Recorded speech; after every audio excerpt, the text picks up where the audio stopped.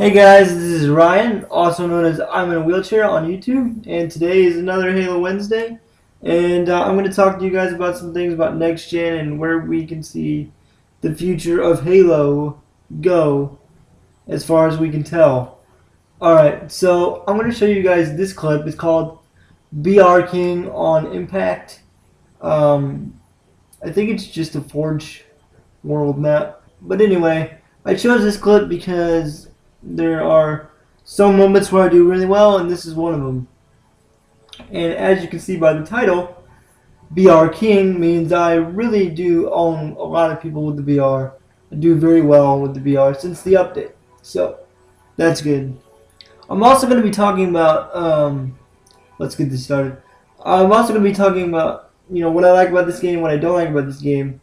I've kind of touched on that a little bit, but I want to go into a little bit of a deeper conversation about it.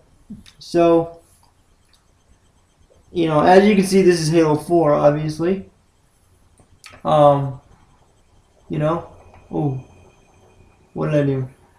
Let's get this back to normal. Okay. So, as you can see, this is Halo 4.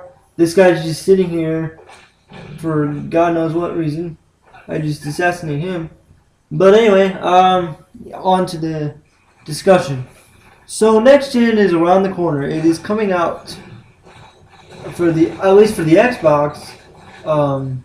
It's coming out Friday, and I'm actually going to the midnight release Thursday night around probably 11 or 10 or so, 10:30, somewhere around there, right? So I'm getting my Xbox One. I pre-ordered it and all that stuff. It's fun. I'm excited. And really, I really do have a lot of high expectations for the console. Not really at launch. In a year or so, and here's why. With these consoles being launched, yes, there's going to be differences. I mean, I haven't got my hands on it yet. Maybe I will be more surprised. But some of these games, most of them are third-party games, is where the games are going to excel for this year at least. There are not really a lot of good exclusives coming out for the Xbox One right now at launch. Dead Rising 3 is at 720p 30 frames a second. I really expected these games to be 1080p 60 frames, but I'm not really complaining about the frame rate. I'm more concerned about the resolution, because it's been 8 years and these consoles should have had this figured out.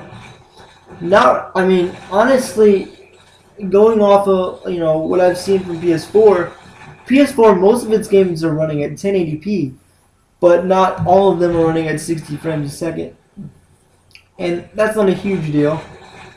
But there are some games that are gonna not run at 1080p on the PS4 and the Xbox. Battlefield 4 being one of them. It's gonna be 900p on the PlayStation 4 and 720p at 60 frames on both consoles on the Xbox One. So the Xbox One's going to do 720, 60 frames, 900p on the PlayStation 4. Now, for PlayStation people, this isn't a huge deal because that's the one I've spotted. That's not exactly where it needs to be as far as the resolution is. So with the launch of the Xbox One, a lot of games are going to be 720p, 30 frames. Alright? There's only a few that are going to be 1080, 60 frames, which is Forza 5, NBA 2K13 or 14, one of the two. I guess it's 13. But anyway, there's that. Need for Speed Rivals, that's going to be 1080p, 60 frames. I don't think there's any others that I know of.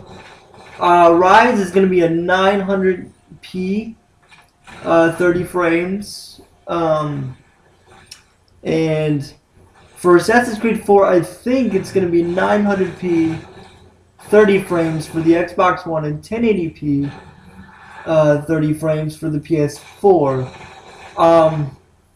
Which you know, with these resolutions being so different on the Xbox One, a lot of people are wondering, well, how good is the system? I can't tell you. That is for a later date. That is for Friday.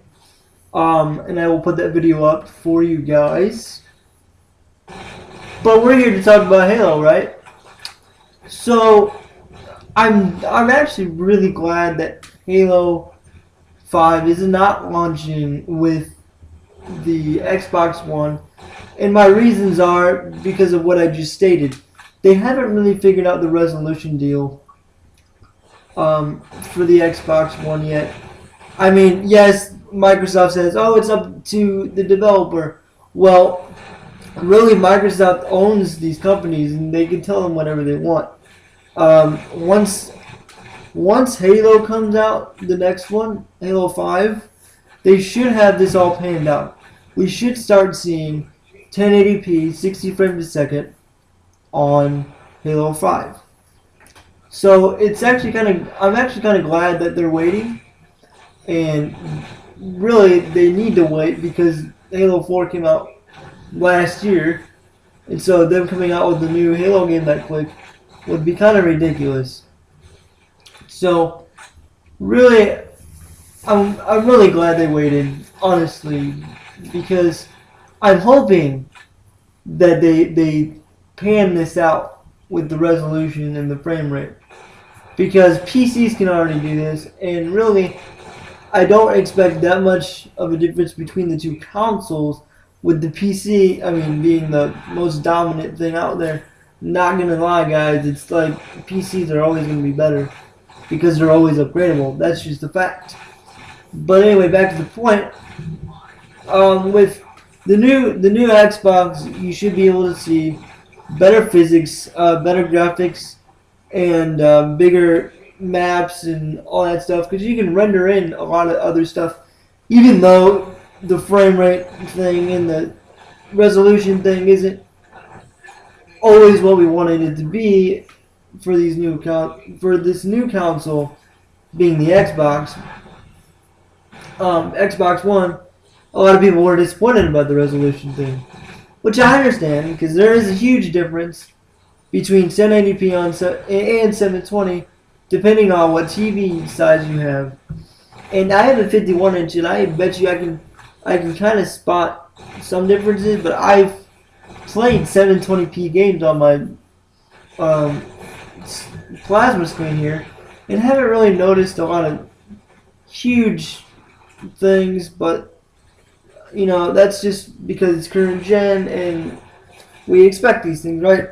So with next gen, I'm really expecting to see more of the physics, how the weather effects are going to be implemented in Assassin's Creed, and just the graphics themselves.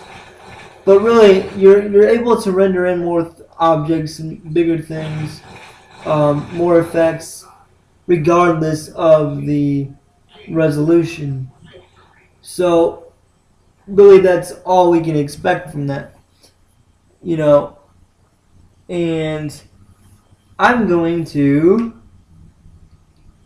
show another clip really quick and then talk some more. So anyway, with these new systems, again, you're able to put more objects in, render in more things. So with Halo 5, you should be able to expect bigger maps, bigger servers. Like, you'll be able to play with 64 people. I don't really think like on one team, but it'll be split, 30 odd something people on each team going on an all-out battle, whether it be space battles, ground battles, like on foot.